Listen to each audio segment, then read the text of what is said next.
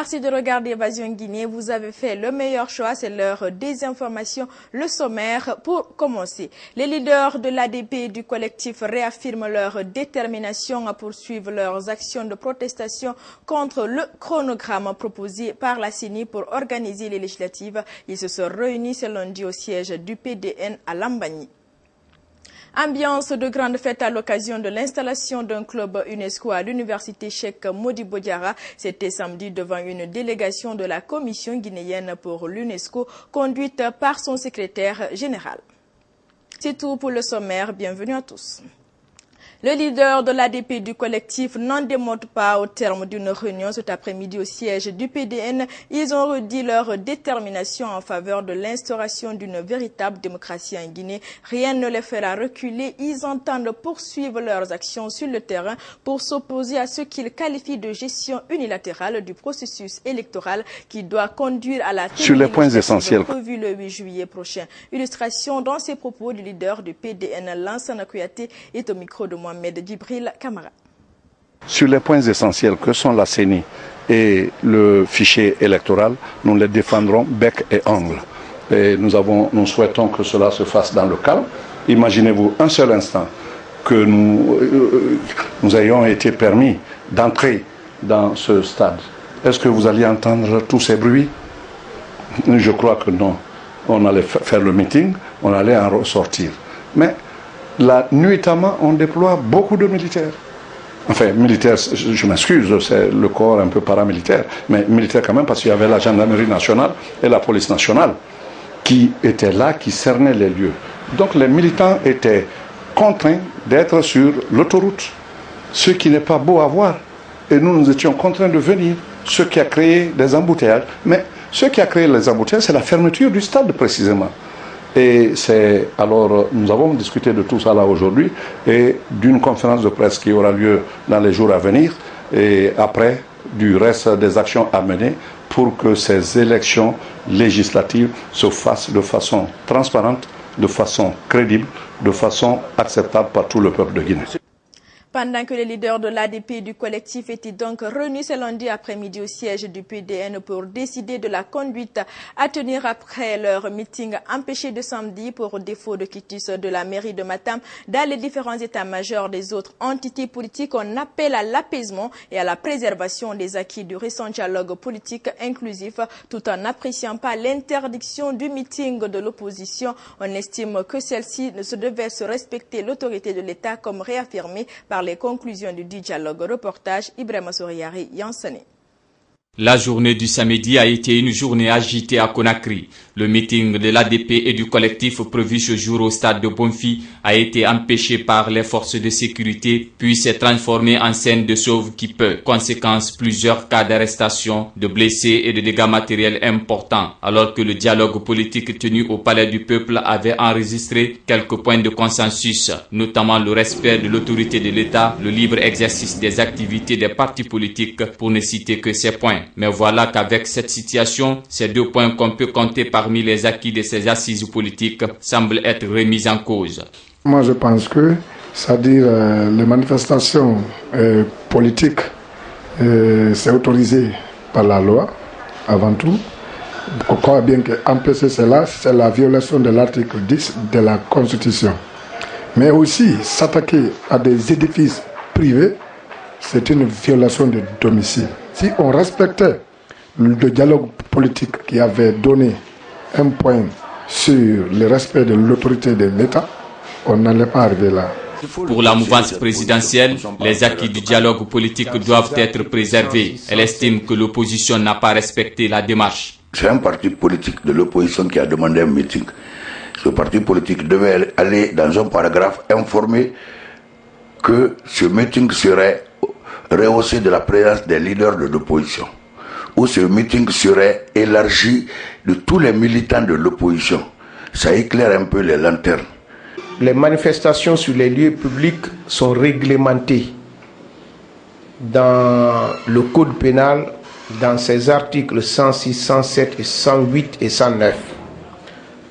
À ma connaissance, l'opposition n'a pas respecté les procédures qu'il faut en la matière.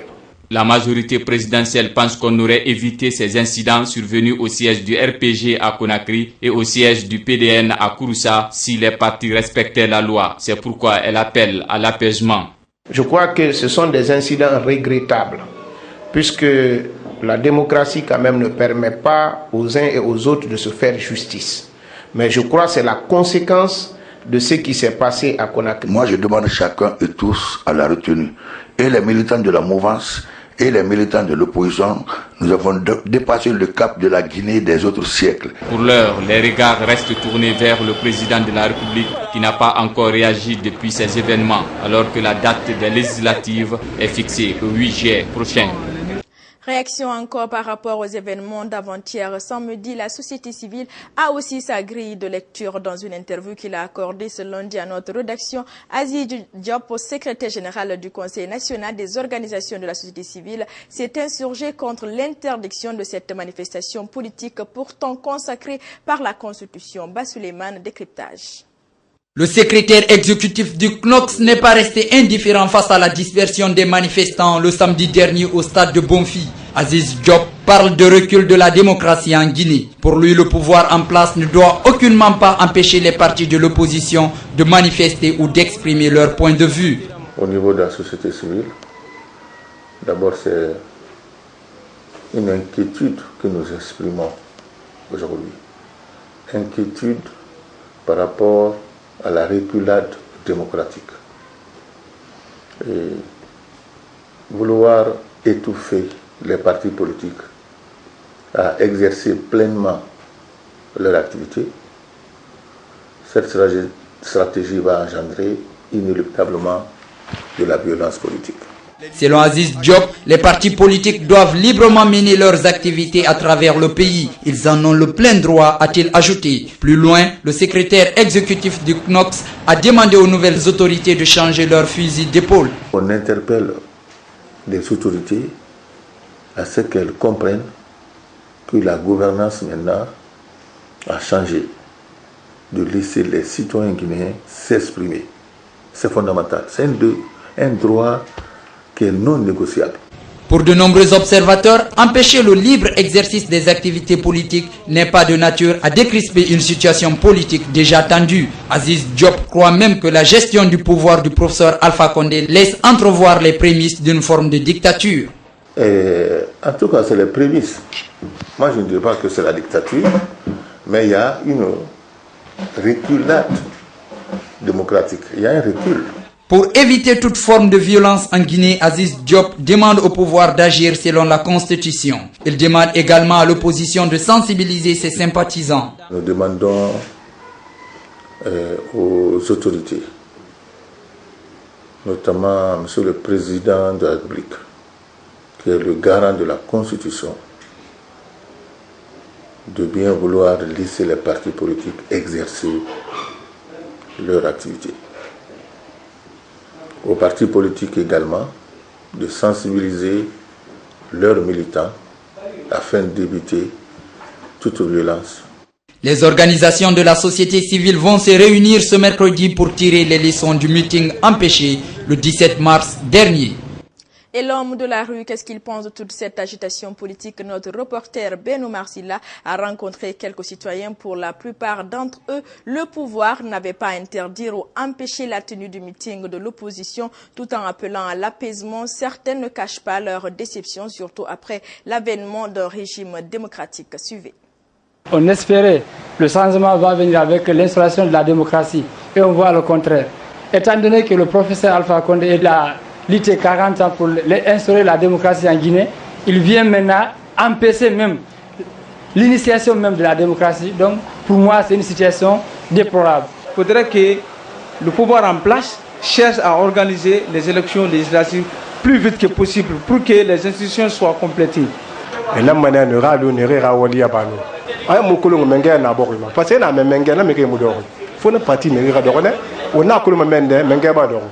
Muta musi sinantu aussi ne na ba. Essentiel na na au kata sanji mangara ba. Ils les ont empêchés de manifester. C'est que c'est pas une démocratie ça, moi je dirais. Vraiment c'est une mauvaise image. Hein. pour les Guinéens. Tout ça, c'est pour qu'il y ait quand même la démocratie, c'est pour que le Guinéen puisse se divertir en Guinée, mais pas être massacré. Donc, je lance encore un appel à la sécurité de faire tout possible pour ne pas massacrer la population. Même si on leur donne des ordres, il ne faut pas accepter des ordres qui reviennent contre la population, c'est pas bon. Ça a été une incompréhension entre l'opposition et l'État. Sinon, on ne devait pas arriver là. Le meeting est normal d'un pays démocratique. Mais aussi, pour tenir un meeting, il y a les procédures, il y a les démarches à suivre.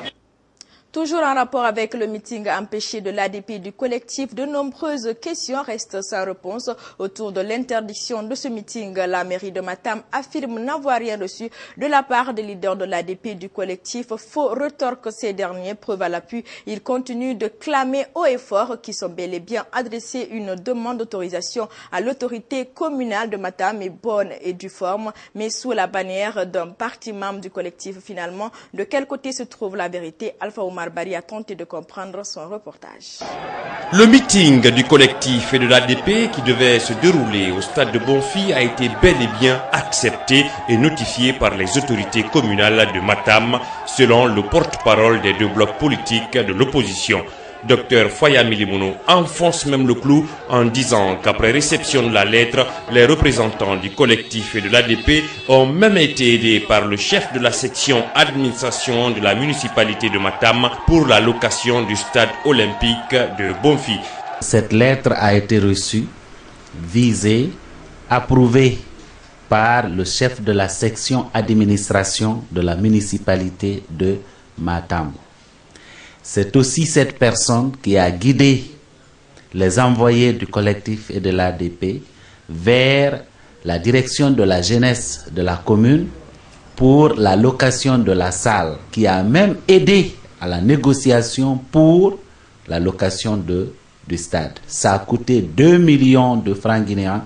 Toujours selon Dr Foya Milimono, si tel n'était pas le cas, les autorités municipales de Matam auraient saisi le parti PPC qui avait demandé l'organisation du meeting pour lui signifier ses réserves. Si l'autorité municipale pensait qu'il y avait un risque quelconque que nous tenions notre meeting, comme la loi l'a prévu, elle devait écrire, n'est-ce pas, au parti qui avait demandé pour dire de reporter pour des raisons qu'il devait indiquer. Du côté de la commune de Matam, c'est silence radio. Aucune autorité n'a voulu communiquer sur l'organisation de ce meeting.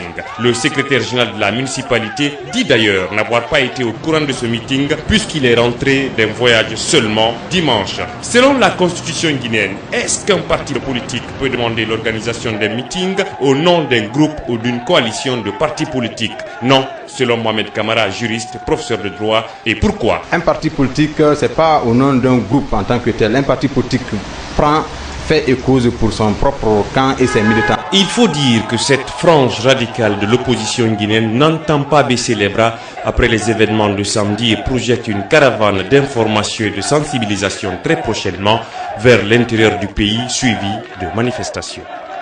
Le GOA, le groupe organisé des hommes d'affaires, continue son offensive d'implantation de ses antennes de relais dans les villes et CRD de la Guinée profonde. Après Bouquet-Ville jeudi dernier, le bureau exécutif du GOA s'est rendu le même jour dans la sous-préfecture de Kamsar où elle a procédé à l'installation de la sous-section de l'organisation. La cérémonie a connu la participation du préfet de Bouquet qui a mis l'occasion à profit pour faire les recommandations aux opérateurs économiques de la CRD. C'est un public reportage de Abdul Karim Kamara.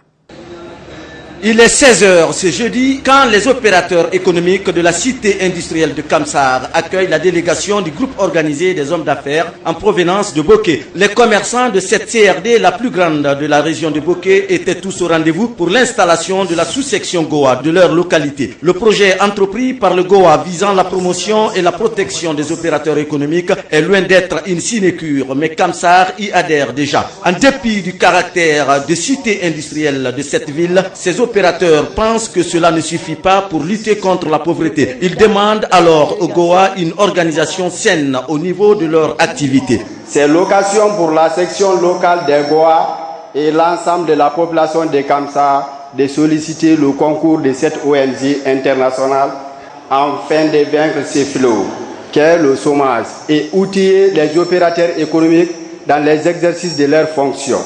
Depuis Boké, le préfet de cette ville a décidé de faire route ensemble avec le Goa partout où il passera. Comme pour dire que son projet, dont Chérif Abdallah est le mystagogue, a tout son pesant d'or dans les activités économiques de la Guinée. Abdourahmane Sow a tout de même insisté sur la transparence et l'équité au sein de ce bureau Goa de Kamsar.